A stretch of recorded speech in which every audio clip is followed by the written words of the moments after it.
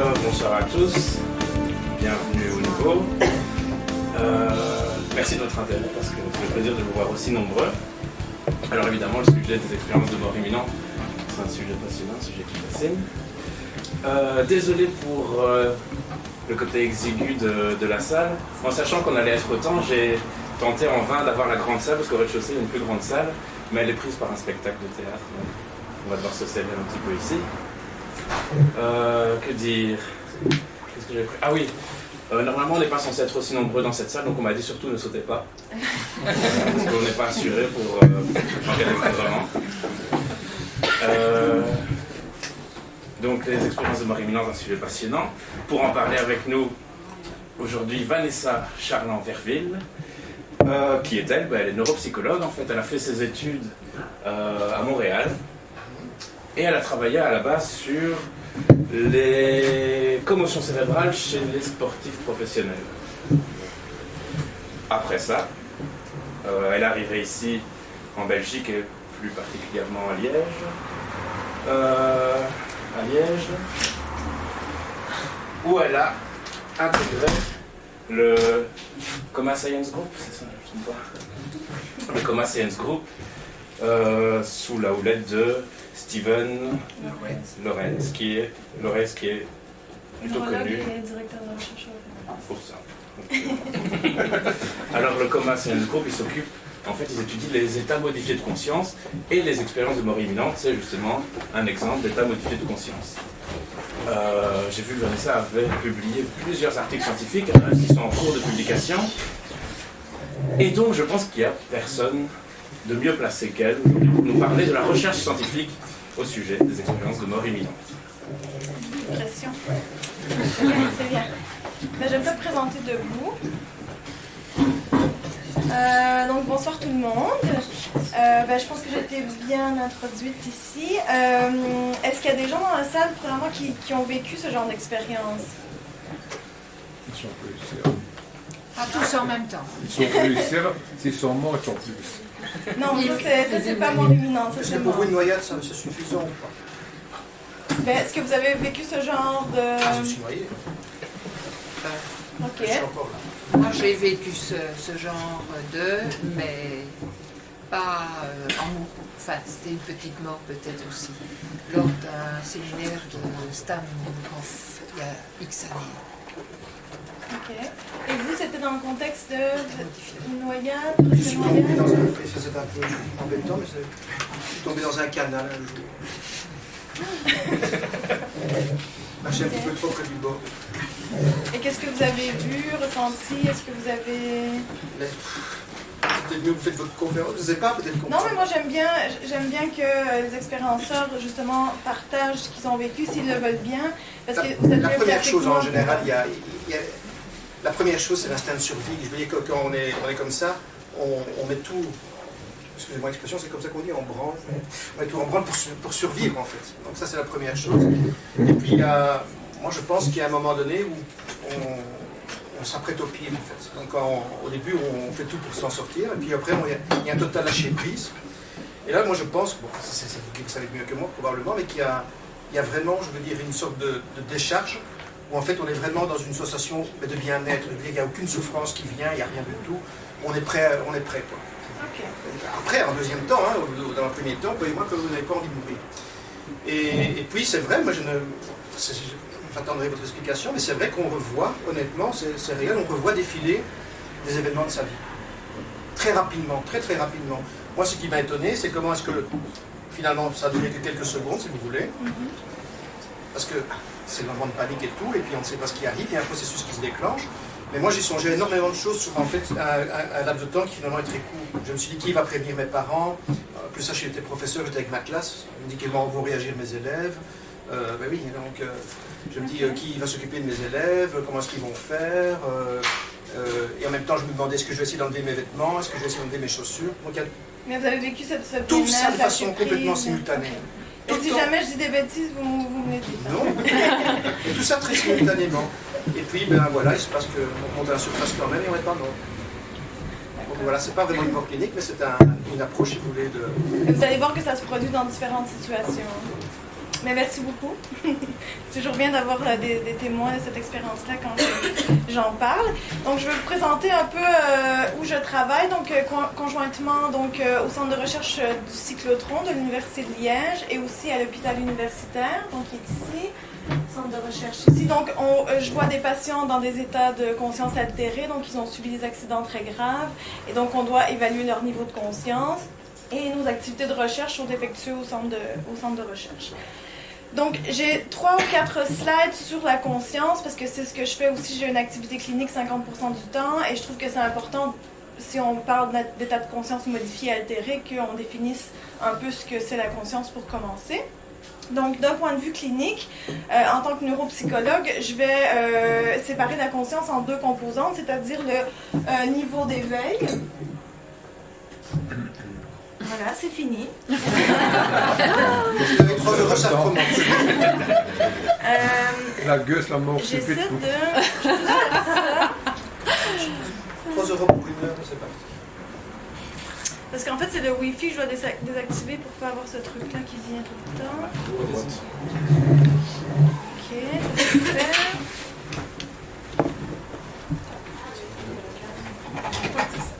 Ok, donc là, ça devrait aller. Si quelqu'un comme vous me laissez tranquille. Donc, le niveau de conscience, le niveau d'éveil et le contenu de la conscience. De quoi on est conscient. Donc, d'un point de vue normal, il y a une corrélation. Donc, plus on est éveillé et plus on est conscient. Donc, ce soir, quand vous allez dormir, vous allez plonger dans un état d'inconscience progressivement. Ou si vous buvez beaucoup de bière, ça peut le faire aussi. Et pendant la nuit, vous allez peut-être rêver. Donc, à ce moment-là, votre cerveau est totalement conscient, mais vous êtes endormi, vous êtes paralysé et vous semblez non conscient pour quelqu'un qui vous observerait. D'un point de vue pathologique, les patients qui sont dans un coma, donc par définition, ne sont ni conscients d'eux-mêmes, ni conscients de leur environnement. Donc ces patients-là ne vont jamais ouvrir les yeux et ne jamais être conscients d'eux-mêmes et de leur environnement. Même chose quand vous subissez une opération, donc anesthésie générale, vous allez être complètement aussi inconscient de ce qui se passe et c'est tant mieux. Et vous allez retrouver un niveau de conscience normal au réveil de cette anesthésie. Il y a un état qui est assez paradoxal, c'est l'état végétatif où maintenant on préfère renommer le syndrome d'éveil non répondant qui est plus descriptif et moins péjoratif que de parler de légumes. Donc, c'est vrai, hein, les patients en état végétatif, moi ça me... Bref. Et donc en 2010, on a proposé le terme syndrome d'éveil non répondant plus tôt. Donc ces patients-là, c'est difficile parce que ils sont éveillés, ils ont les yeux ouverts, ils ont des mouvements réflexes, mais ils ne sont pas conscients. Et donc, c'est difficile parce qu'il faut bien diagnostiquer à savoir est-ce qu'il y a conscience ou non. Et quand il y a des mouvements réflexes comme ça, on ne sait pas dire est-ce qu'il a vraiment voulu bouger la main pour montrer qu'il était là ou il a bougé la main parce que c'est un réflexe. Il y a aussi d'autres entités cliniques qui affichent un niveau d'éveil normal, mais où la personne n'est pas consciente, par exemple le somnambulisme ou les crises d'épilepsie généralisées. Ensuite, quand le patient en syndrome d'éveil non répondant va récupérer des signes de conscience, donc ce sera des signes qui vont être fluctuants au début, et dans la plupart des cas, c'est la poursuite visuelle qui va revenir chez les patients. Donc c'est important s'il y a des médecins cliniciens dans la salle, quand vous évaluez un patient pour savoir son niveau de conscience, c'est bien de commencer avec un miroir pour savoir s'il va le suivre des yeux. Et donc ces patients qui vont commencer à montrer des comportements non réflexes seront des patients en état de conscience minimale. Récemment, on a divisé l'état de conscience minimale en 2 entités. Donc, état de conscience minimale plus, c'est vraiment des patients qui vont répondre à la commande, c'est-à-dire qu'ils ont un réseau du langage qui va être préservé. On va leur dire « Madame, si vous me comprenez, si vous m'entendez, essayez de me serrer la main. » Et donc là, ils vont comprendre la commande et serrer la main pour montrer qu'ils sont là. On a aussi par contre des patients qui vont être conscients mais qui ne pourront pas le montrer par réponse à la commande, mais qui vont par exemple montrer une poursuite visuelle avec le miroir, localisation d'une stimulation douloureuse. Donc là on parle d'état de conscience minimal moins parce qu'il y a souvent le réseau du langage qui va être atteint chez ces patients. Finalement on a l'état de Lockton. Donc le syndrome d'enfermement, où là les patients sont totalement conscients, mais totalement paralysés. Donc ils ne pourront jamais démontrer qu'ils sont conscients, mis à part des mouvements verticaux des yeux et des paupières. Donc ça, c'est des patients, vous en attendez, qui sont souvent mal diagnostiqués. On croit qu'ils sont en état de coma ou de syndrome d'éveil non répondant parce qu'ils ne répondent pas à aucune commande. Et donc de là, l'intérêt d'avoir des techniques de neuroimagerie qui vont nous permettre d'aller explorer le fonctionnement cérébral du patient sans qu'il ait à fournir une réponse ou à montrer qu'il est là d'un point de vue comportemental. Donc ici, on voit des images qui sont acquises avec le PET scan. Donc c'est la tomographie à émission de positons, où là, on va injecter un contenu radioactif, soit de l'eau ou du sucre radioactif. Et le sucre va se propager dans les aires cérébrales et aller là où les cellules en ont plus besoin, donc là où l'activité cérébrale est la plus importante. Donc ici, on voit quelqu'un qui est en état de conscience normal, donc son cerveau fonctionne, les cellules consomment du glucose et ou de l'eau. Ici, on est en mort cérébrale, donc en mort cérébrale, il n'y a plus aucune cellule nerveuse qui consomme du sucre, il y a seulement le scalp qui va continuer avec ses cellules de consommer du sucre. Mais donc, il n'y a plus aucune activité cérébrale et c'est irréversible. Donc, un patient qui a reçu un diagnostic de mort cérébrale ne va jamais revenir à la vie. Ici, on est en sommeil lent profond, donc là, il n'y a pas de rêve et on voit une diminution du métabolisme, donc la consommation du sucre de 40%. Quand on rêve, je vous disais, on retrouve un niveau de conscience presque pendant la journée. Ensuite, à la cellule générale aussi, on a une baisse jusqu'à 50% du métabolisme général. Quand on se réveille, on récupère un niveau de conscience normal, un métabolisme normal. Donc, les patients ici en syndrome d'éveil non répondant vont afficher aussi une baisse de 50 à 60% du métabolisme général. Par contre, ce qui est intéressant, c'est que les patients qui vont récupérer, donc qui vont montrer des signes de conscience, qui vont être en état de conscience minimale, ne vont pas nécessairement récupérer toute l'activité cérébrale. Donc là, on s'est dit, peut-être que la conscience, c'est pas tout le cerveau. On n'a peut-être pas besoin de tout notre cerveau pour être conscient. Mais alors, on a besoin de quoi? Donc, on a besoin de cette espèce de réseau fronto-temporopariétal. Donc, toutes les aires que vous voyez ici et internes. Donc, ici, on a le précéléus, le cortex singulaire antérieur, toutes les ondes mésiofrontales. Donc, ici, c'est le lobe frontal. Ici, le lobe pariétal, le lobe temporal. Donc, ces régions-là sont celles qui vont récupérer un métabolisme quasi normal chez les patients qui vont récupérer des signes de conscience. Donc, ici, on parle de réseau de la conscience. C'est vraiment ces aires associatives, ces aires de plus complexes, donc qui permettent d'intégrer l'information avec le thalamus ici en vert. Donc, le thalamus qui est l'espèce de portail qui amène les stimulations au cerveau, mais aussi qui envoie les stimulations vers le corps. Donc, toute cette communication-là avec les aires fronto-temporopariétales et le thalamus assure qu'on est conscient comme on l'est maintenant. Et donc, ici, c'est une autre image qui montre que aussi c'est les aires qui récupèrent le métabolisme quand il y a récupération de signes de conscience. Donc, qu'est-ce qu'on fait à Liège? Les patients viennent nous voir pour une semaine. Et pendant cette semaine-là, on va faire des évaluations cliniques à l'aide de l'échelle de récupération du coma, où là, on demande diverses commandes, comme je disais tout à l'heure, c'est-à-dire serrer la main, essayer de suivre le miroir, essayer d'attraper cet objet-là, on essaie de les faire communiquer. Donc, on a des évaluations comportementales, mais on a aussi toute la neuroimagerie, donc l'imagerie par résonance magnétique et fonctionnelle aussi. L'électroencéphalogramme à haute densité. Donc ici, on met 256 électrodes sur le scalp et on regarde l'activité cérébrale des patients. On a la tomographie à émission de positons que je viens de vous présenter. On a aussi la stimulation transcrânienne.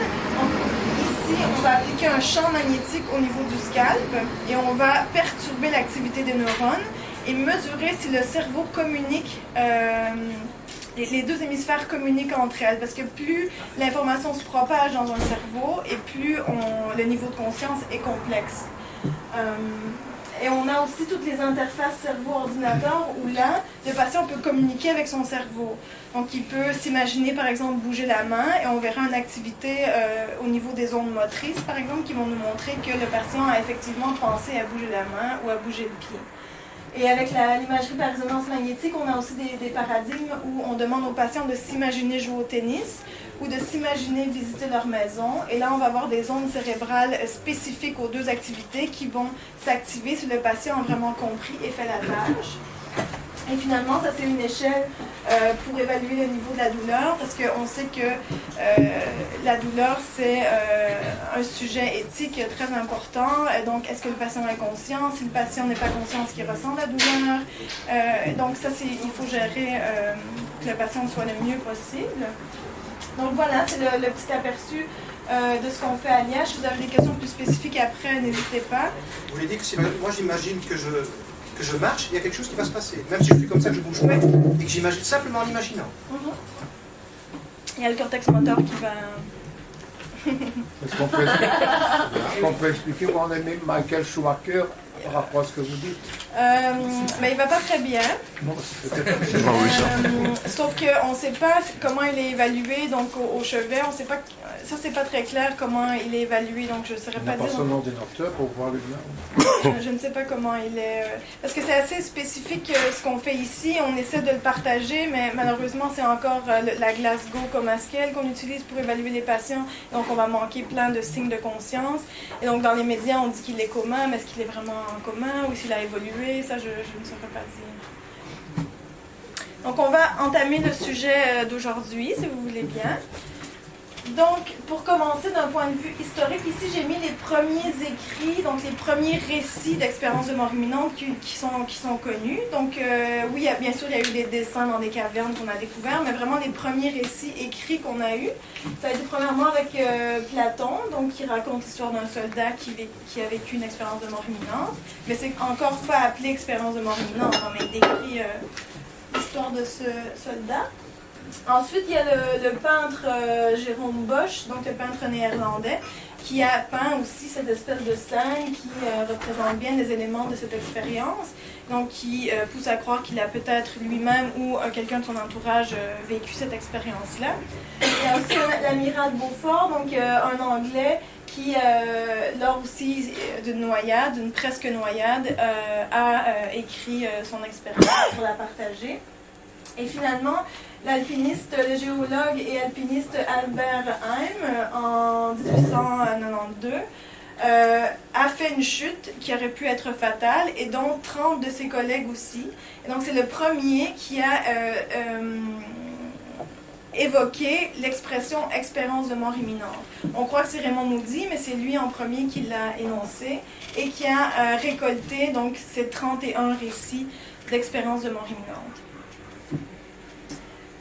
Ensuite, on arrive justement à Raymond Moody avec son travail avec Elisabeth Kubler-Ross, parce qu'en fait, c'était Dr Kubler-Ross qui voyait les patients en soins palliatifs qui allaient mourir, et des gens qui avaient presque frôlé la mort aussi aux soins intensifs, et qui lui a proposé de rencontrer ces patients et de discuter avec eux. Et donc, Raymond Moody a pu récolter plus de 150 témoignages de patients qui avaient frôlé la mort, et a publié son livre en 1975, La vie après la vie. Donc, comment on définit l'expérience de mort imminente? Ça reste encore un sujet à débat, et c'est justement une des problématiques, c'est qu'on n'arrive pas à définir ce que c'est. Ça se produit dans divers contextes, comme vous voyez ici. C'est souvent rapporté dans la littérature après un arrêt cardiaque. Mais c'est un ensemble de processus psychologiques, spirituels qui se produisent dans un cerveau où la personne croit qu'elle va mourir et qui sont facilement étudiables en temps réel. Donc on ne peut pas provoquer une expérience de mort imminente. On doit toujours les étudier rétrospectivement, c'est-à-dire après que la personne a frôlé la mort, elle dit ben, écoutez, moi j'ai vécu, je pense avoir vécu ce genre d'expérience. Donc ça rend la recherche assez difficile, mais voilà, on fait du mieux qu'on peut avec ce qu'on a. Oui. C'est pas possible, vu que vous dites que pendant la méditation, ça peut se produire aussi, les gens essayent d'être en méditation et du coup d'observer ce qui se passe. Voilà, mais ça je vais vous montrer, justement on a un papier accepté qui parle des expériences qui se produisent quand il n'y a pas de danger de mort et tout ça, donc c'est intéressant et justement ça rend difficile ce terme. Il faut trouver une autre appellation ou vraiment essayer de distinguer les expériences, parce que mort imminente, là en méditation, c'est pas mort imminente, hein, donc a priori. Donc ça, c'est les études qui sont publiées chez les patients qui ont vécu un coma anoxique ou un arrêt cardiaque.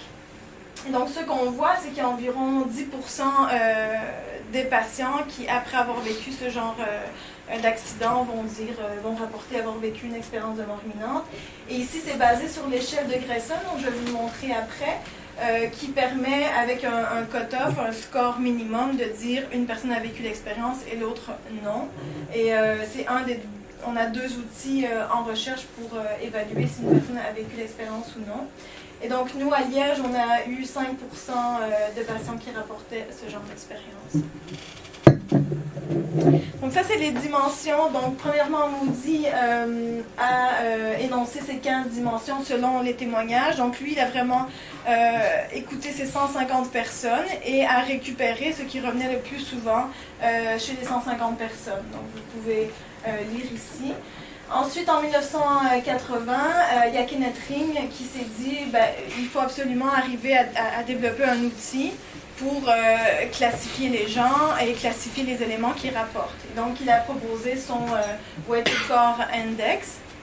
Et donc, les gens ont 1 point à chaque fois qu'ils ont une des composantes. Et lui dit que plus on a de composantes et plus l'expérience est riche, bien entendu, mais plus elle est intense, plus on a d'éléments.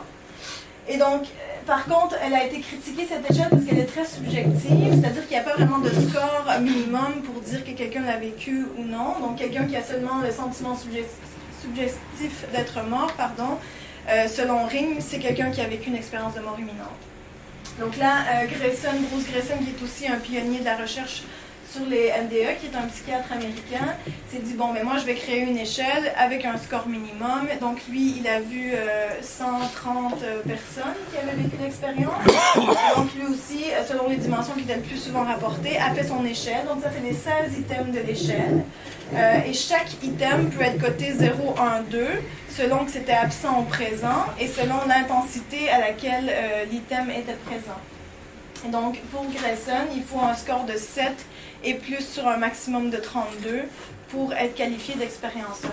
Et donc, c'est l'échelle qui est la plus utilisée présentement sur la recherche sur les expériences de mort imminente et qu'on utilise à Liège. Et j'ai vu que sur certains items, comme les avant-derniers, on parle de ici, rencontre des esprits. Ouais. Est-ce que les gens croyants, ils font plus d'expériences de mort que les athées? Non.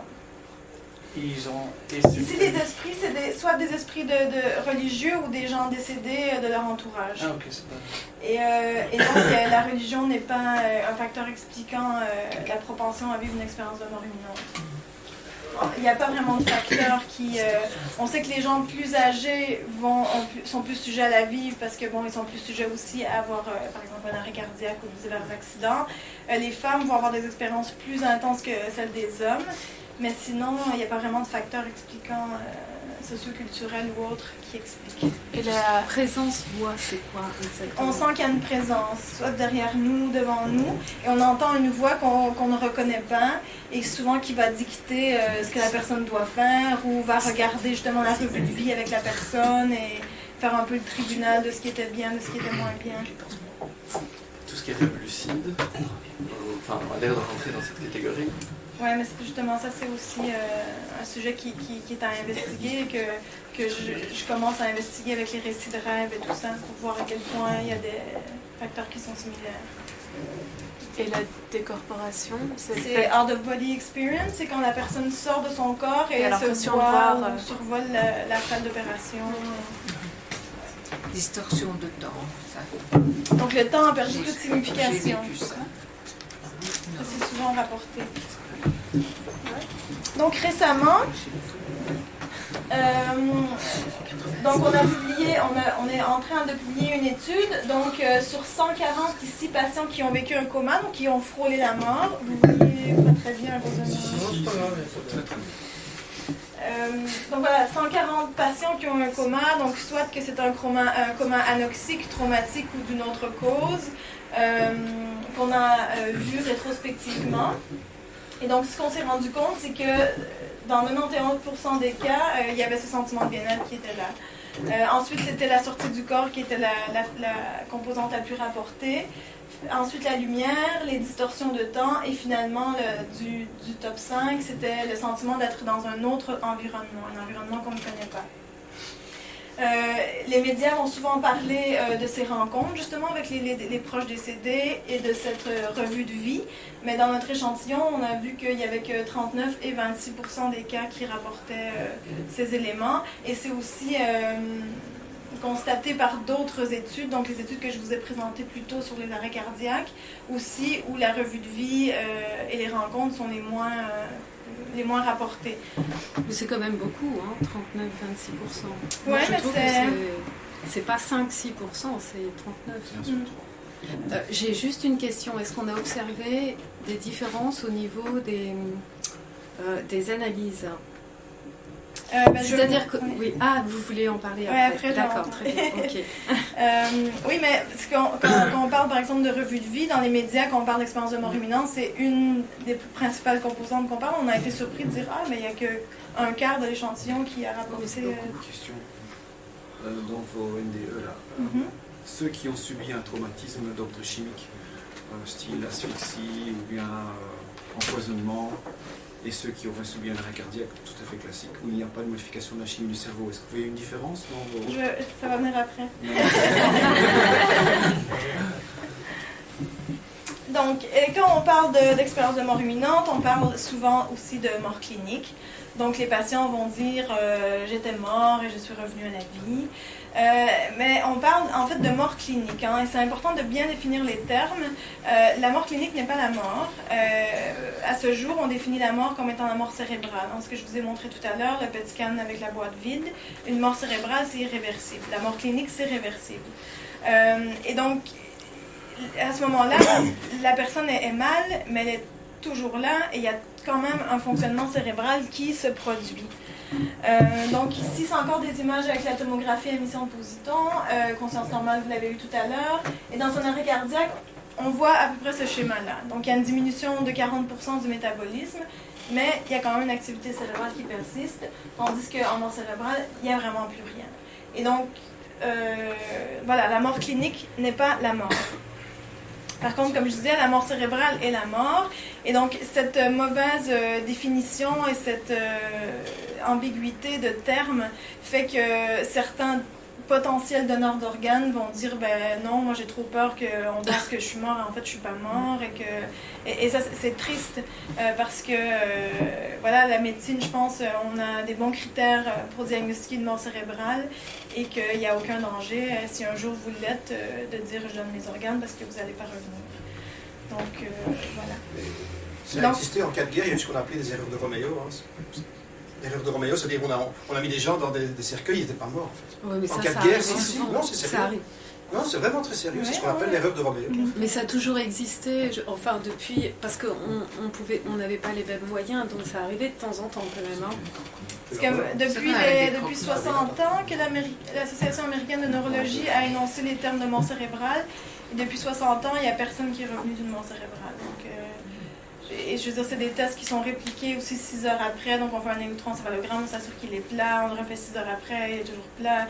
L'apnée, on fait le test d'apnée, on arrête le respirateur, le patient ne respire pas par lui-même. Donc c'est des tests qui sont quand même assez laborieux, c'est quand même des décisions importantes. Donc voilà, et donc justement, à ce que vous disiez, on a toujours eu peur de se faire enterrer vivant et toutes ces histoires. Et donc, il y avait ici le Chamberlain du tsar de Russie qui avait créé ce dispositif où la personne qui se réveillait dans son cercueil et qui n'était pas morte pouvait actionner la pompe, qui actionnait la cloche, actionnait une lampe et un drapeau pour dire... Mais il n'y a pas de cas qui ont été répertoriés et communiqués comme quoi ça avait été utilisé. L'histoire du croque-mort, c'est vrai ou pas? C'est l'histoire qu'on croquait le petit doigt de pied, vous savez pas? Oui, c'est vrai ça. On était obligés. On appelle ça un croque-mort, non? C'est ça. Oui. Il y a aussi tout ce qui est un peu en lien avec ça, donc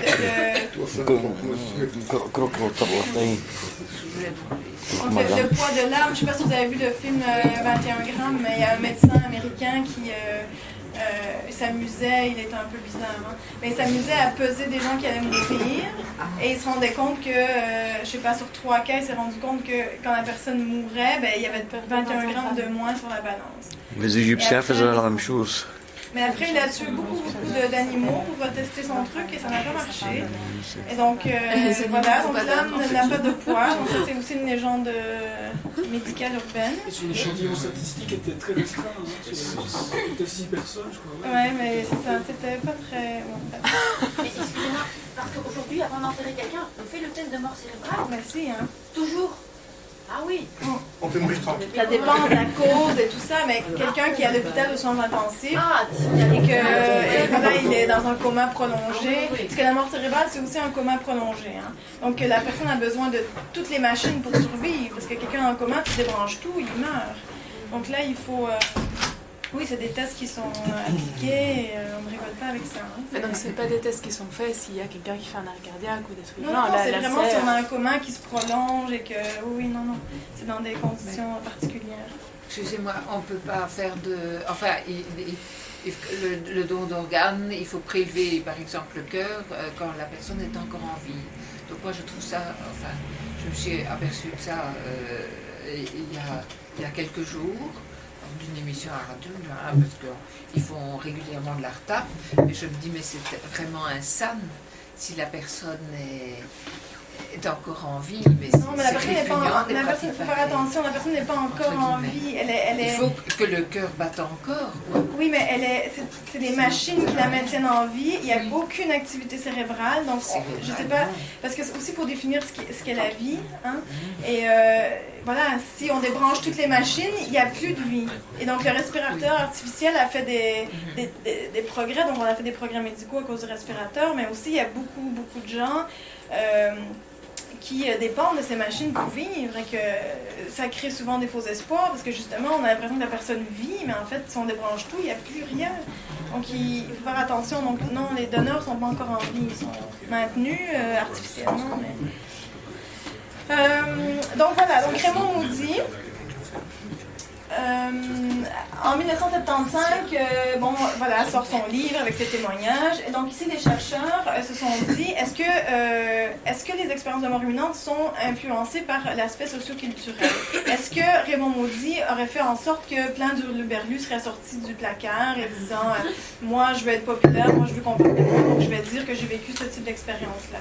Mais en fait, ils ont pris des rapports d'expérience de mort imminente avant 1975 et après pour essayer de voir, selon les diverses entités de l'expérience, est-ce que ça ne changerait pas avant et après. Et ce qu'on se rend compte, c'est qu'il y a seulement donc, des cases que je vous ai présentées tout à l'heure, il y a seulement le tunnel qui est plus souvent rapporté après le livre de Raymond Moody. Et une explication de ça, c'est que peut-être que ça aide les gens à faire du sens avec cette espèce de nouvel environnement qu'ils voient, cette espèce de pénombre avec un truc lumineux plus à la fin, comme s'ils progressaient à l'intérieur d'un tunnel. Et c'est aussi une des composantes de l'expérience qui est la plus influencée par la culture. Donc les Indiens vont plus voir une rivière, les musulmans vont plus voir une porte en bois, donc c'est comme un synonyme de passage. Donc ça serait plus influencé par la culture. Et bien sûr, la question des expériences de mort imminente est aussi une question de est-ce que l'âme peut survivre sans le cerveau? Donc est-ce que dans la salle ici à main levée, qui croit que le cerveau et l'esprit sont deux entités distinctes?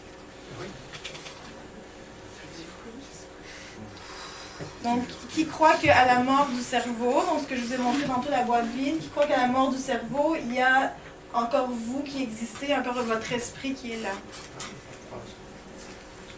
Ok. Ben, ici, on a fait un peu la même chose. Donc, on a distribué des questionnaires à plus de 1800 participants de congrès. Donc, c'est soit des étudiants en médecine, psychologie, études paracliniques, et aussi des scientifiques et des médecins, etc. Et donc, on se rend compte que ici, le cerveau et l'esprit sont deux choses séparées. Et donc, vous ne serez pas surpris, mais un des facteurs qui fait en sorte que le dualisme est le plus présent, c'est la religion. Donc, les participants qui se disaient religieux ont plus tendance à croire que l'âme n'est pas matérielle et l'âme existe en dehors du cerveau. Et donc ça, c'est important parce que ça a des répercussions sur la pratique clinique, parce que je veux dire qu'on soit soigné dans n'importe quel pays, on va avoir les mêmes soins et on ne veut pas être influencé par les croyances de son médecin pour savoir ce qui va nous arriver. Donc ça, c'est important de voir que les scientifiques et les médecins ont beaucoup cette façon dualistique d'approcher les choses et c'est quand même intéressant. Donc aussi le cas de Pamela Reynolds, vous avez sûrement entendu parler de cette femme qui avait été opérée pour un anévrisme et chez qui on a retiré tout le sang. Donc quand on opère un anévrisme, on retire tout le sang du cerveau pour vraiment pouvoir aller enlever ce qui empêche le sang de circuler. Et donc le cas de Pamela Reynolds, où elle a eu une sortie du corps pendant supposément le moment où son cerveau était drainé de tout sang, a été pour certains la preuve que voilà, l'esprit, l'âme et le cerveau étaient deux entités distinctes. Par contre, le problème avec le cas de Pamela Reynolds, c'est que on peut jamais, et le cas de toutes les expériences de mort imminente, on ne sait jamais dire la temporalité. Donc, on ne sait jamais dire quand la personne a eu son expérience. Est-ce que c'est juste avant que ça se complique pour lui au niveau de son cerveau, ou c'est tout de suite après, ou c'est une anesthésie qui a mal tourné, donc il y a une conscience qui a été préservée. Donc, c'est juste ici pour montrer que il faut vraiment être prudent, je trouve, dans la recherche. Qu'est-ce qui a fait en sorte que la recherche sur l'expérience de mort imminente a pris autant de temps à être prise au sérieux, parce que ça fait une dizaine d'années que ça commence à être pris au sérieux. C'est justement ces cas-là de médecins qui se disent scientifiques et qui disent, voilà, moi j'ai des preuves que le paradis existe et tout ça, et qu'ils n'ont pas vraiment de preuves. Donc moi je veux bien croire à tout, mais il faut avoir des méthodes rigoureuses pour mesurer un phénomène, et pas dire, voilà, exposer ses croyances en disant, voilà, c'est comme ça. Et donc je pense que depuis les 10 dernières années, on assiste à vraiment un changement de paradigme, où là les gens disent, voilà, c'est sérieux, c'est une expérience physiologique qui se produit chez des millions de gens, et il faut prendre ça au sérieux, et on doit ça à ces personnes-là et à la recherche et à la médecine d'étudier rigoureusement ces expériences. Excuse-moi, oui? Justement pour le cas de Pamela Reynolds, il serait peut-être important de dire, pour des gens justement qui ont beaucoup d'espoir, qu'on a montré, je crois que c'est le graphique de Kenneth Augustine, oui. Donc que les expériences auditives qu'elle a eues n'ont pas eu lieu pendant le moment critique. Oui, c'est ça. C'est que, en fait, Michael Sabom, qui relate l'expérience dans son livre, dit explicitement que l'expérience s'est produite pendant que Pamela avait un EEG plat et des potentiels évoqués auditifs plats. Mais en fait, on n'a pas d'idée quand ça se serait produit. Et quand elle a perçu elle a entendu les médecins parler et tout ça, ça serait plus au début. Donc, selon ce qu'elle a entendu, c'était au début de la préparation du patient pour l'opération. Et donc, ce ne serait pas produit ici comme les auteurs le disent, où les G étaient complètement plats. Comment est-ce qu'elle a survécu? Les cellules du cerveau non irriguées sans... Mais c'est la façon ça ne dure pas longtemps, hein, ça dure 5 minutes. Donc, la période où son EEG était plat, c'était 30 minutes au grand maximum. Et je dirais, un cerveau qui n'est pas irrigué en sang, ça ne dure pas très longtemps. Justement, on essaie de... C'est comme si on déshydratait puis on réhydratait. Et donc, on refroidit le corps. C'est un peu comme avec les arrêts cardiaques aussi, l'hypothermie. Okay. Donc, on refroidit très fort le corps pour sauver les neurones. Donc, ici, on a fait la même chose. Et bien sûr, Pamela a récupéré de ça. Et maintenant, je pense que je suis à 6 cas. Donc, depuis le début des années 2000, je demande aux chirurgiens qui m'envoient les cas de patients qui ont fait la même chose que Pamela Reynolds. Et jusqu'à maintenant, sur les 6 cas que j'ai eus, il n'y a personne qui a des souvenirs de cette opération-là. Mais oui, c'est des opérations... Et c'est juste avant. C'est-à-dire, c'est comme si, finalement, il y avait une protection. C'est juste avant qu'ils entendent... ou qui sont au-dessus, c'est ça, puisqu'il y en a qui se... Ça, il faudrait le savoir aussi.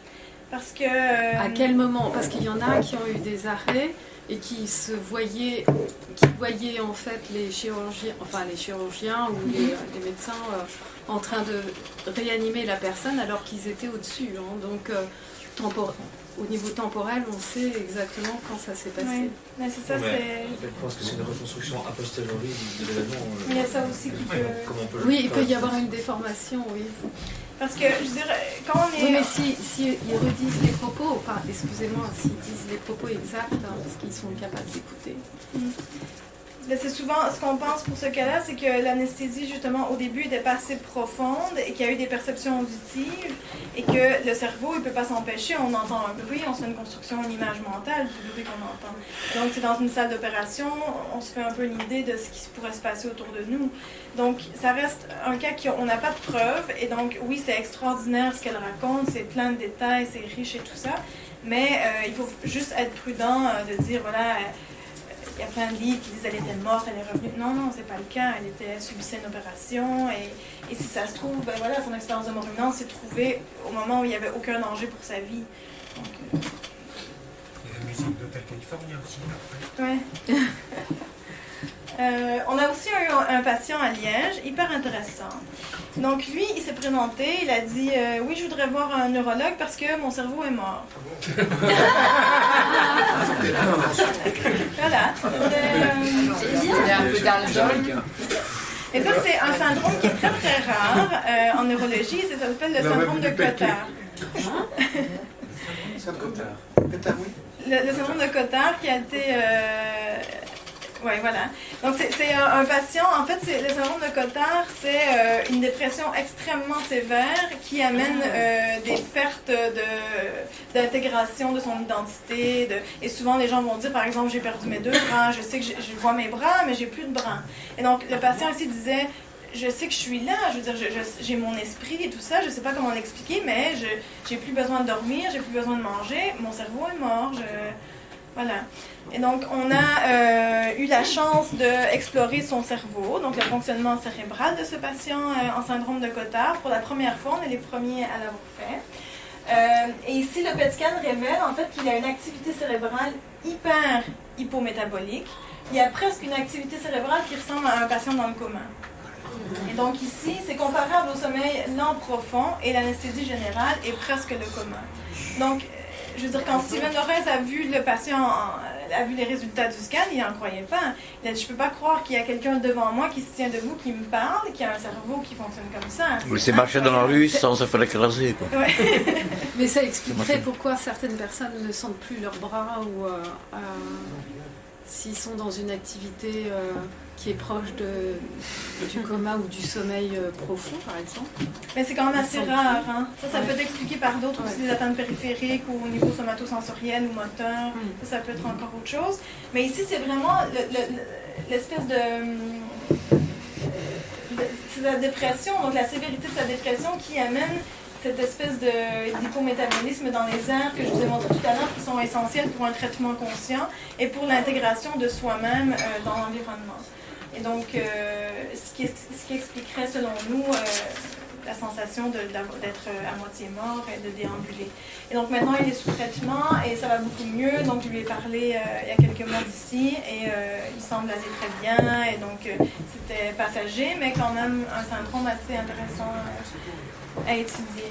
Cette personne se porte bien en général Ben, il n'était pas vraiment très bien. C'était pour dire que son cerveau était mort. Mais au-delà du moral, quoi. Oui, oui. Non, il était pas très bien. Hein. Il était déprimé. Justement, il avait essayé de se suicider parce que sa compagne l'avait quitté. Et c'est après, en se réveillant de cette tentative de suicide, qui s'est rendu compte que son cerveau était mort. Et donc, non, il n'était pas très bien. Mais physiquement, mais ça allait. Oui, il marchait, il s'est rendu chez le docteur. Voilà. Et c'est le premier cas connu ou bien c'est le premier cas connu? Non, c'est pas le premier cas connu, non, ça date de plusieurs. Je pense qu'en 1886, le premier cas que Jules Cotard a diagnostiqué. Mais ici, c'est la première fois qu'on faisait une étude en neuroimagerie, c'est chez un patient en Cotard. Et excusez-moi, son cerveau est revenu normal maintenant? Il faudrait le rescanner, on l'a pas rescanné depuis que ça va mieux. Mais oui, en effet, non, il faut le faire. Mais ici, c'est un patient qui vient d'Angleterre et il était venu à Liège spécifiquement pour l'étude. Et donc, c'est vrai que là, maintenant, en Angleterre, je ne sais pas s'il a eu un scan dernièrement. Mais oui, ce serait intéressant de voir à quoi ça ressemble maintenant. Et ce qui est intéressant aussi, c'est qu'au niveau de l'électroencéphalogramme et de la résonance magnétique, il n'y avait rien qui supposait un quelconque dommage. Donc, c'est important aussi d'aller voir encore plus loin avec une autre technique pour donner le meilleur diagnostic. C'était quoi le traitement pour les addictions? Des antidépresseurs, antipsychotiques, un petit mélange.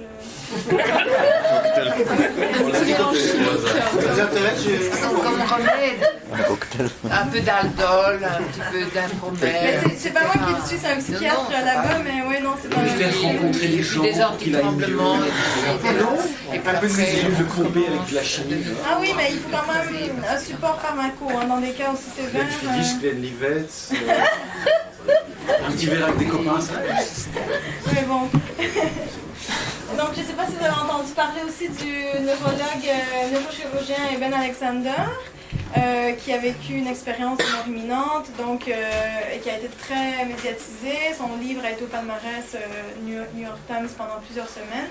Je l'ai rencontré l'année passée à Marseille avec Raymond Moody, et donc il a partagé son expérience devant tout le monde, et c'était vraiment très touchant. Ce qu'il a vécu, c'est impressionnant. Mais voilà, il se dit avoir été dans un coma de 7 jours et tout ça, mais encore là, on ne sait pas exactement dans quel état de conscience il était. Comme je vous ai montré tout à l'heure, il y a différents états. Donc si ça se trouve, il fluctuait en état de conscience minimal, il retournait dans l'inconscience. Donc, et il y a souvent des patients, quand ils sont dans la période de coma, qui vont avoir des souvenirs de ce qui se passait, soit qu'ils vont avoir des rêves, soit qu'ils vont se rappeler des différents passages dans leur chambre et tout ça. C'était quoi la raison? Il y avait une méningite fulgurante. Oui. Donc là, il y a une modification cérébrale au niveau chimique, l'agent extérieur qui pourrait... Mais il y a toujours des modifications chimiques, hein, même si on a un trauma, une anoxie. Je veux dire, le cerveau baigne dans la... Ouais, mais un neurotoxique qui va vous foutre en l'air vos connexions, c'est pas la même chose qu'un appauvrissement en oxygène qui va... une asphyxie, quoi. Ouais, mais là, les neurones vont mourir, donc du coup, les connexions aussi vont être affaiblies. Mais oui, c'est complexe, hein, mais je dirais, c'est toujours un peu une question de chimie et de structure. Et donc voilà, donc on se dit, ces souvenirs donc, de coma, ces expériences extraordinaires, est-ce que ça ne serait pas en partie des reconstructions, des souvenirs imaginés de cette période difficile, de cette période de coma?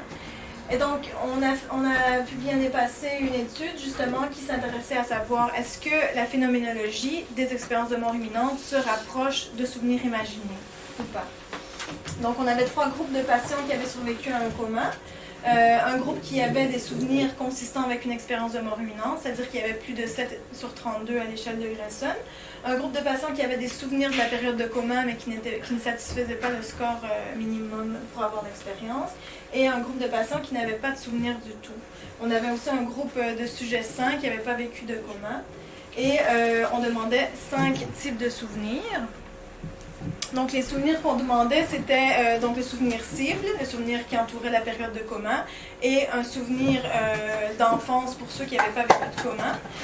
Donc on demandait aussi 2 souvenirs d'événements importants pour la personne, anciens et récents, et aussi 2 souvenirs imaginés, anciens et récents. Et les souvenirs imaginés, c'était soit des rêves récurrents, des rêves importants pour la personne, ou des intentions qui n'avaient pas encore été réalisées. On s'est servi du Memory Characteristic Questionnaire pour cette étude-là. Et c'est un questionnaire qui évalue 16 items. Et il y a 6 catégories de caractéristiques phénoménologiques. Donc, il y a des détails sensoriels, la clarté du souvenir, les détails qui font référence à soi, les émotions impliquées dans le souvenir, la fréquence avec laquelle on a partagé notre souvenir, et finalement, à quel point ce qu'on a vécu était réel et non imaginé. Donc, juste pour vous donner un exemple, donc ici, les détails visuels. Le souvenir de cet événement implique des détails visuels. 1, non. 7, beaucoup. Je me rappelle le temps de la journée quand ça s'est passé. Depuis que c'est arrivé, j'en ai parlé beaucoup ou peu avec mon entourage. Et donc, c'est les questions qu'on posait aux patients et aux sujets sains concernant leurs souvenirs.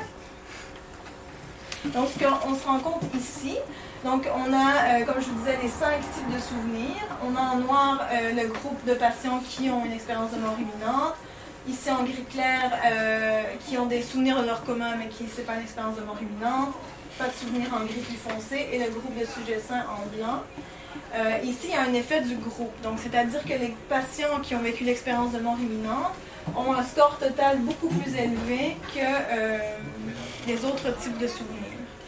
Donc, voilà, donc il semble que les expériences de mort imminente ont beaucoup plus de caractéristiques phénoménologiques, donc les 6 catégories que je viens de vous énoncer, que tout type de souvenirs. Et ce qui est intéressant aussi ici, c'est que selon les autres types de souvenirs, donc les souvenirs réels, récents, anciens et imaginés, anciens, récents, il n'y a pas de différence entre les groupes. Donc, le processus mnésique pour ces autres types de souvenirs est la même chose pour tout le monde.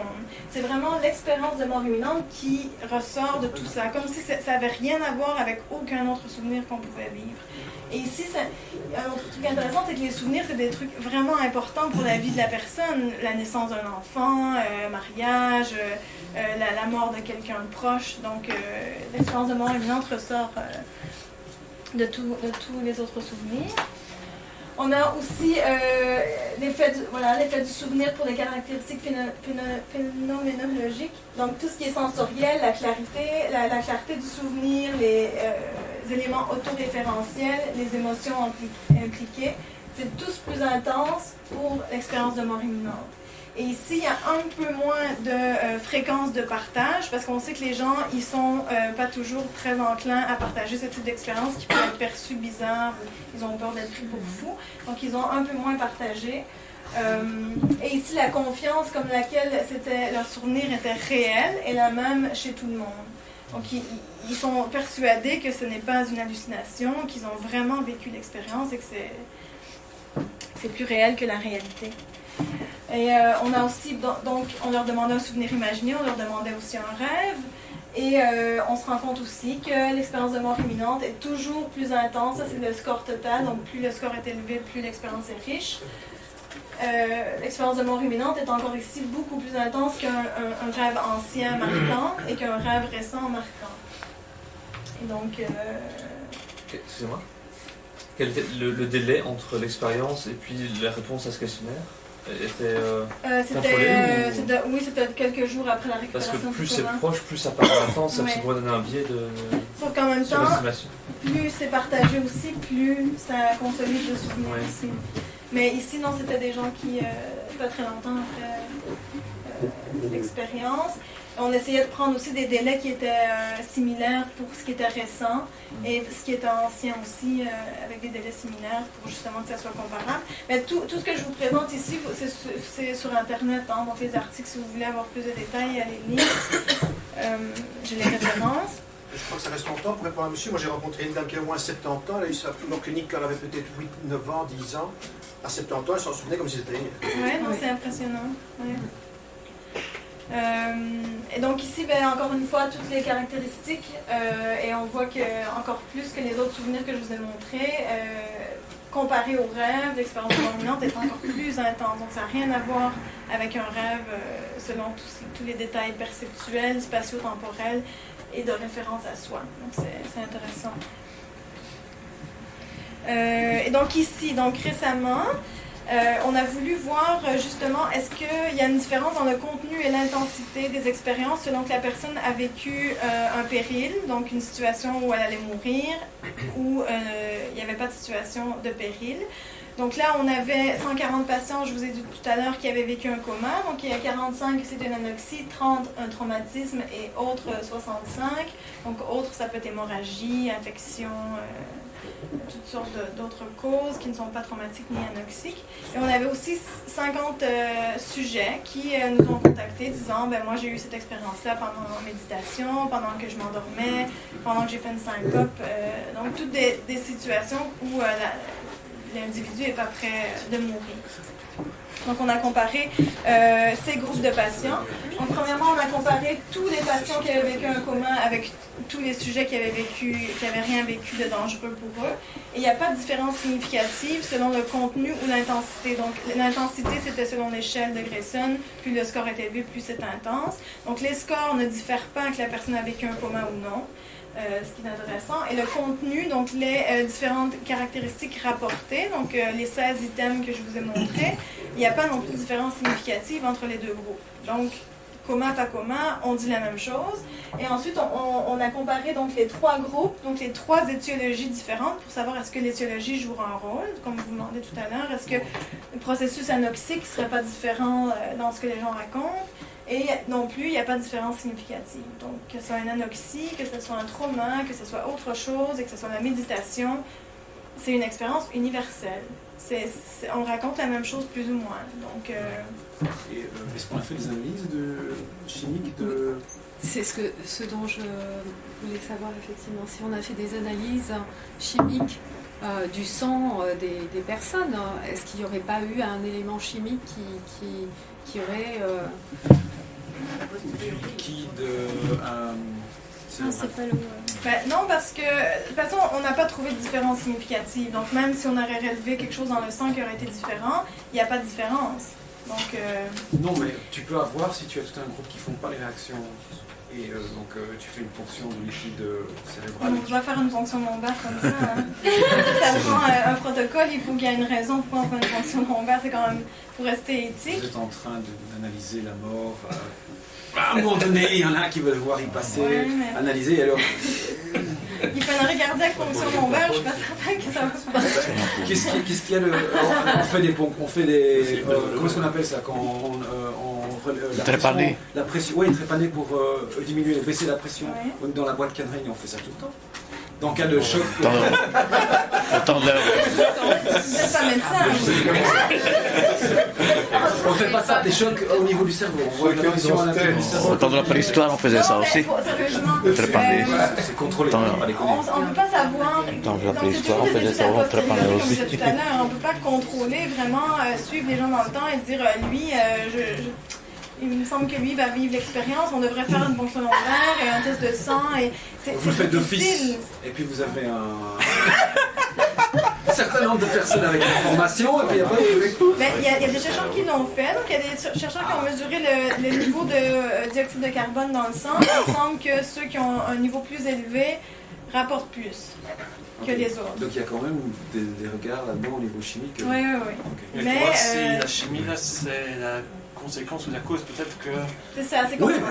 C'est peut-être pas la cause... Mais si par exemple, il y a toute de gens qui ont le même niveau de CO2 dans le sang et qui n'ont pas fait l'expérience, et qu'il y a toute une série de gens qui ont fait l'expérience avec le niveau de CO2, alors qu'il n'y a pas de corrélation. Enfin, tu peux déterminer que c'est pas le niveau de CO2 qui détermine le bazar, puisque les deux l'ont. On a parfois des états comme après avoir couru au bout de 20 minutes de façon intense. On peut commencer à planer. Donc la question était est-ce que éventuellement le fait qu'il y ait une sécrétion plus intense, je sais pas moi, d'endorphine. Ça c'est une hypothèse, hein, les endorphines. Oui. Justement, les gens vont aussi rapporter une absence de douleur, malgré que l'alpiniste qui est tombé de sa montagne, il a dû se faire mal, mais ils disent qu'au moment du choc, ils entendent le choc, mais qu'ils ne sentent pas de douleur. Donc ça c'est une hypothèse, c'est le niveau d'endorphine et tout le système limbique, les émotions qui seraient en fonctionnement modifié à ce moment-là. Qui serait peut-être un mécanisme de protection, qui serait peut-être... Donc ça reste difficile. Mais donc, quand ça arrive dans le sommeil, vous parlez aussi de NDE. Mais nous, on s'est vraiment basé sur parce que c'est l'échelle qui est utilisée, hein? L'échelle la plus sérieuse qui est utilisée pour dire, voilà, on a un cut-off, on peut départager, ça c'est une expérience de mort imminente, ça c'en est pas une. Est-ce qu'il faut avoir un outil pour mesurer, sinon on dit n'importe quoi et on prend n'importe qui. Le sommeil, c'est justement pas une Mais c'est ce qu'on voulait montrer. On voulait montrer qu'en fait, le terme expérience de mort imminente n'est peut-être pas le bon et qu'on n'a peut-être pas les bons outils et qu'il faut aller plus loin. Et justement, maintenant, on recueille les récits de tout le monde pour aller chercher dans les récits, est-ce qu'il n'y aurait pas des détails que des échelles avec des choix de réponse ne pourraient pas mesurer. Donc, il faut être encore plus précis et vraiment pouvoir départager. Ça, c'est une expérience de mort imminente et ça, c'en est pas une. Et peut-être que ça va tomber, ce terme-là, complètement. Peut-être qu'on va parler d'autre chose, hein. Mais parce qu'apparemment, chez les bouddhistes, ils ont des états de méditation qui sont de même où il y a une activité cérébrale particulière. Et en fait, il faudrait comparer aussi avec ces personnes qui, justement... Ouais. Donc j'ai un projet en cours maintenant où je place les gens sous hypnose qui ont vécu l'expérience et j'essaie de faire revivre sous hypnose et on va scanner justement les sujets chez qui l'hypnose fonctionne bien pour voir à quoi ressemble le fonctionnement cérébral. Mais donc, ça reste a posteriori. Et recréer l'expérience, c'est pas l'expérience authentique. Mais bon, il faut arriver par des moyens un peu détournés. Ce sont quand même des récits qui sont très construits. Par exemple, il y a des gens qui prennent du LSD ou des choses comme ça. Maintenant, la mode, là, je ne connais pas, c'est la fameuse liane péruvienne, la ayahuasca, comment on appelle ça? Ayahuasca. Les gens, ils ont des récits qui sont complètement délirants. C'est des récits qui ne sont pas du tout construits. Les NDE, en général, c'est des récits très construits. Oui, ça c'est vrai. On a étudié des gens, donc le fonctionnement cérébral des gens qui avaient pris la kétamine aussi au centre de recherche. Et c'est intéressant parce qu'il raconte vraiment des éléments qui ressemblent étrangement à l'expérience de mort imminente. Il y a des éléments qui reviennent. Et ça aussi, bon, on essaie maintenant d'étudier le récit pour voir à quel point des ça... champignons, c'est quand même pas tout à fait le même récit. Une autre question. Un aveugle qui n'a jamais eu aveugle de naissance, de connaissance de tunnel avec la lumière, est-ce qu'il fait la même chose? Est-ce que vous avez eu des cas de... Oui, ben ça a été rapporté dans les années 80 aussi. Un pédiatre américain qui a vu des patients aveugles qui disaient avoir vu, sorti de leur corps et avoir vu ce qui se passait. Mais ça, c'est difficile à dire. Est-ce que c'est pas justement reconstruit sur base de ce qu'ils entendent? Parce que ils ont quand même un fonctionnement cérébral différent d'un voyant. Mais c'est hyper intéressant, hein, mais c'est justement... C'est des aveugles de naissance. Ouais. Oui, c'est intéressant. C'est un récit qu'on a récolté avant toute cette mise en place culturelle de la tunnel, des corporations. Est-ce que ça parle de la même chose? Oui, mais il ne trouvait pas de différence dans les composantes rapportées avant et après. Juste le tunnel qui revient plus. Mais il y a même moyen d'induire des OBA maintenant, je pense. Non? Si. Donc il y a Olaf Blank là, en Suisse qui travaille avec des patients épileptiques. Il y a aussi de Rieder à Anvers qui a travaillé avec un patient tinnitus et il fait de la TMS. Donc ils envoient des courants électriques au niveau de la jonction temporopariétale droite et les patients vont dire voilà, j'ai senti que je sortais de mon corps et que je me suis vue du dessus. Donc oui, on a une hypothèse neurologique là-dessus. On sait que cette région-là est importante pour l'intégration du soi dans le corps et de son corps dans l'espace. Et on sait quand on meurt, s'il se passe quelque chose dans cette zone, s'il y a plus de sang qui rentre dedans, quelque chose qui ferait que ça s'active au moment où... Non, parce que scanner des gens qui vont mourir, c'est quand même difficile. Non, mais c'est des questions intéressantes. Bien sûr, on aimerait scanner jusqu'à temps que la personne meure, mais éthiquement, c'est pas toujours Comment possible. vous avez fait ces Volonté. qui ont des arrêts cardiaques que vous avez montré des Le PET scan? Ah, ça, c'est quand justement on veut mesurer tout de suite après à quel point le dommage est grave. Mais c'est des examens qui sont extrêmement difficiles parce qu'on a peur que justement le patient meure dans le scan. Mais il y a eu des patients qui ont eu un arrêt cardiaque dans un scan. Donc, on a eu la chance d'avoir des images. Justement, si je ne m'abuse, avec votre équipe, vous avez trouvé des petites cicatrices dans ces régions. On cherche. Des chercheurs. Mais non, on n'a pas... Oui, il y a des... Après un arrêt cardiaque, il y a des cicatrices qui ont été démontrées, mais reliées à l'expérience de mort imminente, ça, on ne sait pas encore faire le lien exactement. Mais bien sûr, pardon? Oui. Donc il y a des zones occipitales qui vont... Donc toutes les régions du cerveau... C'est fragile un cerveau, donc non irrigué, très rapidement, on a des dégâts normalement. Et c'est surtout les régions qui ont une toute petite vascularisation qui vont souffrir en premier, et c'est surtout au niveau occipital. Où il y a souffrance, et donc ça c'est une hypothèse aussi, parce qu'on se dit si le cortex occipital manque d'oxygène, on va perdre au début la vision périphérique qui va nous donner une impression de voir un tunnel, et après il y a hyperactivation d'une cellule, parce qu'une cellule qui manque d'oxygène va s'hyperactiver à un moment donné aussi, et donc là cette espèce d'hyperactivation va produire des flashs lumineux, et c'est une hypothèse qu'il y aurait une lumière plus loin. Et donc ça c'est... je parle de trucs que je vais présenter après, donc je vais arrêter.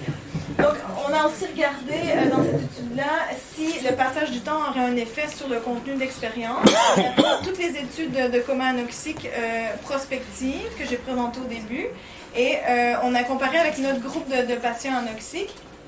Et donc, ce qu'on se rend compte, c'est que de manière rétrospective, donc plus de 25 ans plus tard, en moyenne, par rapport à prospective, que c'était les jours qui entouraient le coma, il y a plus de distorsions du temps qui sont rapportées. Les sens, donc les gens vont dire mes sens étaient plus intenses que d'habitude, ma vision, mon odorat, mon toucher et tout ça. Donc les sens plus élevés, c'est aussi plus rapporté rétrospectivement. Le sentiment d'harmonie avec l'univers aussi. Le sentiment de compréhension, de comprendre le sens de la vie, de sa place dans l'univers. Ça aussi, c'est plus rapporté de manière rétrospective. Et ici, par contre, la rencontre avec des proches décédés ou des esprits religieux, c'est plus souvent rapporté en prospectif. Donc les gens qui ont un arrêt cardiaque, 5 jours après, ils vont plus souvent dire qu'ils ont vu des esprits que des gens qu'on interviewe 25 ans après. Donc ça, c'est intéressant parce que ça démontre justement le fait de l'avoir partagé peut-être plus souvent ou d'avoir attendu plus longtemps avant de le partager, ça mène à une reconstruction du souvenir et donc l'expérience est en général plus intense de façon rétrospective. Ou faussée ou altérée par la société ou par la culture. Parce qu'on sait qu'à chaque fois qu'on se souvient d'un événement, on le reconstruit. Hein. Ça, les neurones vont se réactiver et donc il y a reconstruction de souvenir avec comment on se sent dans l'instant présent, ce qu'on a vécu juste avant. Donc on reconstruit toujours.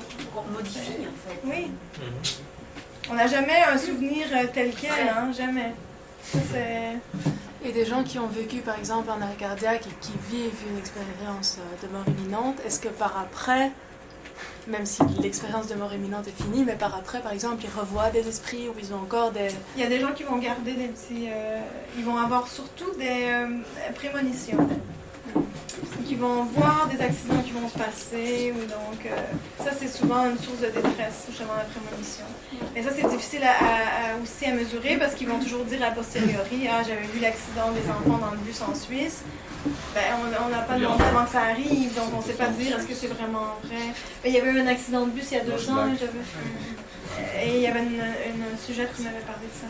Je ne sais pas si je suis hors sujet ou pas en posant ces questions, mais par exemple, ma grand-mère, elle a eu un arrêt cardiaque, mais après, elle n'arrêtait pas de dire je vois machin, enfin, et je ne sais pas si c'est juste la vieillesse et de commencer à être fou, ou bien c'est encore lié à ça, quoi. Peut-être qu'il y a eu une altération cérébrale et qui mène justement des nouvelles perceptions, et où l'âge, c'est difficile d'isoler ce qui pourrait jouer. Non, ça je ne pourrais pas dire. Ce que certains racontent, mais alors, comment vérifier ça, c'est que après le NDE, par exemple, ils détraquent leur monde, quand ils passent quelque part, les lampes ont tendance à... Non, ils racontent ça fait... Comment il prouver faut ça? même Non, pas c'est sérieux, le non? NDE Non, pour c'est faire très ça, sérieux. hein, j'en connais deux. Ouais. Qui font péter les ampoules, oui.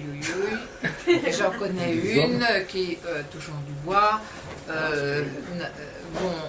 fait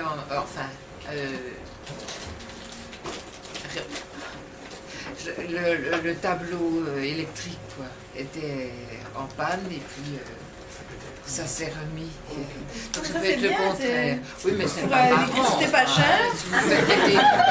Et j'en connais une aussi qui fait, mais ça c'est l'électromagnétisme, c'est par moment. Je mets les escalators en panne avant de mettre. Mais ça, justement, un autre truc des MDE, des expériences de mort imminente, c'est que ça amène aussi un espèce de fourre-tout de plein de phénomènes qu'on n'explique pas et qu'on relie à ça, et donc qui fait que les gens ne prennent pas au sérieux le phénomène. Donc il faut vraiment isoler. Donc ça c'est autre chose. On est loin d'avoir tout compris sur la conscience et l'être humain. Ça vous avez parlé quand même de l'impact sur la vie par après, vous allez en parler? Non, je ne vais pas en parler. Mais par exemple, il y a des gens, après non, sérieusement, ils vont par exemple aller dans une bibliothèque et acheter des tonnes de bouquins, par exemple sur la physique quantique, quoi. Tout d'un coup, ils vont avoir un intérêt vraiment pour des choses... Non, mais c'est sérieux. Non, il y en a qui vont changer de boulot, divorcer, voilà. La vie a retrouvé un nouveau sens, voilà. Ok, et donc une autre expérience un exemple d'expérience de mort imminente qui se produit sans qu'il y ait de danger de mort. Donc il y a des Allemands en 1994 qui s'intéressaient aux mécanismes physiologiques de la syncope et donc qui faisaient tomber des gens dans les pommes. Et ce qu'ils se sont rendus compte, c'est qu'après, totalement par hasard, ils n'étudiaient pas ça du tout, les gens en syncope ont rapporté tous ces éléments après. Donc, ils disaient « Wow, j'ai eu sentiment de bien-être » et ça rejoint aussi un peu le jeu du foulard que certains ont. Donc, voilà, il y a une hypoxie cérébrale, il y a une modification du fonctionnement cérébral et les gens vont avoir une euphorie, sentiment de quitter son corps et tout. Et nous, à Liège, on est en train, c'est un autre de mes projets, où je fais tomber des sujets sains dans les pommes. Et donc là, on réplique ce qu'ils ont fait, mais nous, on a en plus 256 électrodes qui enregistrent ce qui se passe dans le cerveau quand la personne tombe en syncope. Donc à ce jour, j'ai 9 sujets. Donc j'aimerais en avoir 50 et donc mais ils disent tous que c'est hyper sympa en fait. Qu'est-ce que vous leur donnez?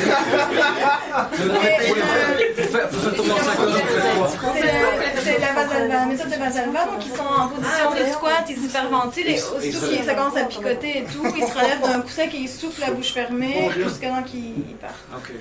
Et ça marche bien. Oui. On est payé? Oui. C'est mieux que le Mais ils foulard. veulent recommencer en tout cas.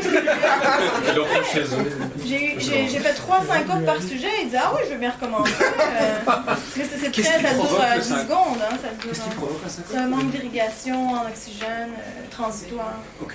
Et ça peut pas faire des C'est le fait de se lever brutalement, c'est ça. par gravité. Parce que quand tu es en position squat, c'est une position qui amène fort afflux sanguin dans les membres inférieurs et le fait de se relever. Et en plus, ils n'ont pas mangé 2 heures avant, ils n'ont pas bu 2 heures avant, donc on les maltraite un peu. Mais c'est pour la science. Nous, on est volontaires. Tu es volontaire. Ça ressemble, parce que moi j'ai fait ça dans ce qu'on appelle c'est du prana yoga, ce sont les exercices de rétention de souffle et tout ça, ça ressemble à ça ou pas? Parce que moi j'ai... Non? J'aurais pas dit, je connais pas. Mais C'est du prana yoga. la respiration Vasalva, oui. Sous l'oxygénation. Et ils font en plongée sous-marine aussi. Mais honnêtement, moi je l'ai fait, on voit la lumière, mais est-ce que c'est simplement un effet simplement de manque d'oxygène? Mais voilà, comme je disais tantôt, c'est la première région qui souffre d'un manque d'oxygène, c'est le lobe occipital, donc c'est par impression. Mais sous l'oxygéné, c'est le même effet. Pardon? Si on sous l'oxygène, on risque de tomber à syncope aussi. Oui. Oui. Ben oui, parce que son cerveau, si on manque d'oxygène, si l'apport. Donc, le cerveau a besoin d'oxygène et de sucre. Donc s'il manque d'oxygène, ça prend pas beaucoup de temps qu'on part. Hein. Et si on en met plus? Là, il y a des dommages sérieux qui sont causés et irréversibles. Mais je vais peut-être continuer parce qu'il est déjà 21h20 et j'ai encore. Il reste 10 slides. Hein. 9. Donc, on essaie, on a toutes ces histoires de patients qui viennent nous voir, on a cette échelle qui permet de différencier, mais là, on essaie de voir s'il n'y a pas moyen d'étudier les corrélats neuronaux, donc les régions cérébrales qui pourraient être impliquées dans ces expériences. Donc, je vais vous présenter les principales hypothèses ici. Donc, ici, j'en ai déjà parlé. Donc, ça, c'est justement la souffrance cérébrale d'un patient qui a subi un arrêt cardiaque. Donc, tout ce qui est hyper intense, c'est lésionnel. Donc ici, les lobes occipitaux, radiation optique.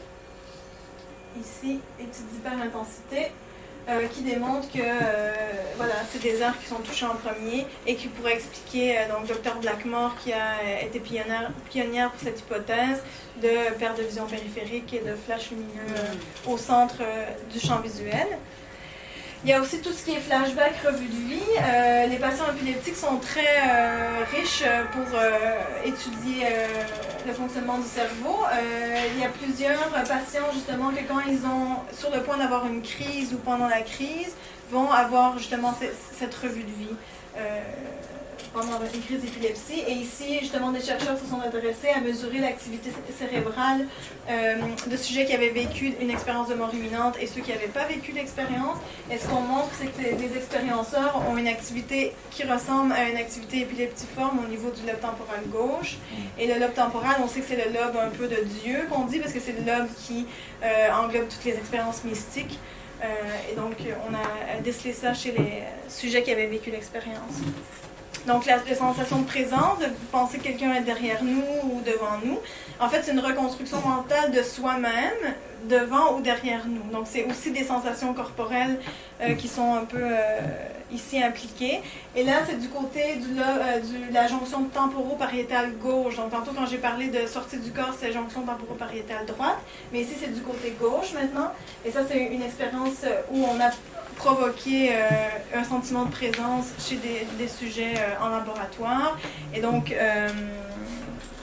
avec des mannequins et tout ça, et on regardait ce qui se passait dans leur cerveau quand ils sentaient « Ah oui, là, je sens qu'il y a quelqu'un », quand en fait, il n'y avait personne et que c'était une hallucination du cerveau. Donc ça, j'en ai aussi déjà parlé. Donc Olaf Blank et de Ruder, qui ont montré que c'est au niveau ici du gyrus angulaire droit, jonction temporopariétale droite, qui est impliquée dans les sorties du corps. Théorie, donc ça c'est les principales théories maintenant actuelles sur qui expliquent en partie les composantes d'une expérience. Donc c'est important aussi de mentionner que ces théories-là ne veulent pas expliquer et donner un sens à l'expérience. On veut juste essayer de comprendre pourquoi on voit pourquoi on voit une lumière, pourquoi on voit des proches décédés, pourquoi on a une revue de vie. L'explication du phénomène, ça reste à chacun personnel, et la signification, c'est pas aux chercheurs, aux médecins de dire ce que c'est. Mais on veut comprendre dans quel état de conscience est la personne qui l'a vécu, parce que c'est très important. Je veux dire, comme je l'ai dit tout à l'heure, il y a des millions de personnes qui rapportent ça a des changements de vie à long terme. Donc d'un point de vue psychologique, neurologique, dans toutes les sphères philosophiques, c'est important d'investiguer. Et donc, nous à Liège, on étudie l'hypoxie, l'anoxie, donc arrêt cardiaque, syncope, kétamine, donc les sujets qui ont pris de la kétamine qui ont été scannés, et tout ce qui est en cours aussi, c'est un projet sur les faux souvenirs. Donc, on sait qu'on peut induire en laboratoire des faux souvenirs chez les sujets. Et donc là, on veut essayer de voir est-ce que les expérienceurs ne sont pas plus sensibles à la développement de faux souvenirs que des sujets qui n'auraient pas vécu ce genre d'expérience.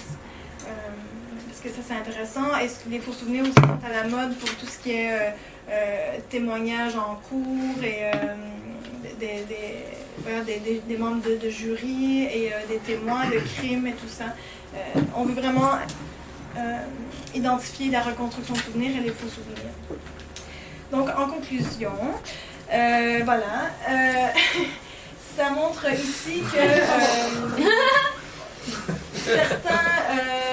certains hôpitaux ont placé des objets inhabituels dans des salles d'opération. Et là, on essaie d'objectiver si quelqu'un dit « Oui, moi j'ai tout vu du haut de la salle. Est-ce que vous avez vu le gros bisounours sur l'étagère rose? » Donc, il y a aussi des enveloppes, une enveloppe qui a été cachetée par un huissier, placée quelque part, et on demandait si c'est avec un message et d'aller lire, parce qu'ils disent qu'ils transpercent les murs et tout ça, donc l'enveloppe, ils devraient voir au travers aussi. Donc ils ont fait ça en France. Mais ils ne jouent pas de résultats? Non. Mais il paraît qu'il y a des résultats qui vont sortir. Mais bon, il y a Sam Parnia en Angleterre qui fait ça aussi, et Sylvie Desioliaz en Suisse qui est aussi supposée travailler, mais on attend toujours les résultats. Parce que Sam Parnia, ça fait quoi maintenant? 7 ans qu'il est, ou 8 ans qu'il est là. C'est le projet Aware ou un truc comme ça? Oui, je sais pas si on commence un peu à se dire qu'il va jamais rendre ces résultats. Enfin, s'il n'y en a pas, c'est négatif. On peut dire ça aussi. Ouais, et qu'est-ce qui est un peu dommage en recherche, c'est qu'on publie toujours les résultats positifs et qu'il n'y a pas beaucoup de revues avec des résultats négatifs. Donc ce qui ne marche pas, on ne sait pas. Donc du coup, peut-être qu'on est en train de répliquer un truc qui ne va pas marcher, on n'est pas au courant. Ça, c'est ce qui est un peu dommage. Vous parliez des précognitions. C'est pareil. Les précognitions, c'est peut-être parce qu'on publie uniquement les résultats positifs. On parle jamais des résultats négatifs. Oui, mais ici, précognition, je voulais dire dans le sens de voir des trucs qui allaient se passer dans le futur. Ah d'accord. Donc on n'a pas encore de preuves objectivant cela. Et donc juste pour résumer ici un tableau avec les diverses dimensions et le corrélat neuronal associé. Et donc nous, voilà, avec nos syncopes, avec notre hypnose, on va essayer vraiment d'aller voir dans le cerveau. Bon, si la personne dit, moi, dans mon expérience, ce qui était le plus important, c'est la lumière, mais si elle le revit, est-ce qu'il n'y a pas une activité qui est quand même... Voilà, c'est indirect, mais c'est le meilleur moyen qu'on a d'être rigoureux et sérieux. Et il y a aussi souvent des gens qui vont me contacter et dire « mais moi, je sais provoquer moi-même une sortie de corps ». Et je les invite toujours à venir et ils disent toujours « ben non, j'aime mieux pas que les chercheurs se mêlent de ça ». Donc du coup, c'est un peu circulaire et on ne sait jamais le tester. Et moi, j'aimerais bien faire un paradigme où je mets une image dans une autre pièce et que le gars est là et il dit « voilà, je m'en vais dans l'autre pièce et je reviens ». Mais bon, c'est pas encore possible, mais ça va peut-être l'être bientôt. Donc ici, je vous fais appel. Donc si vous connaissez quelqu'un qui a vécu ou vous-même, de nous contacter pour nous aider dans notre quête de la vérité. je vais passer la vérité. Voilà. Donc, je vous remercie.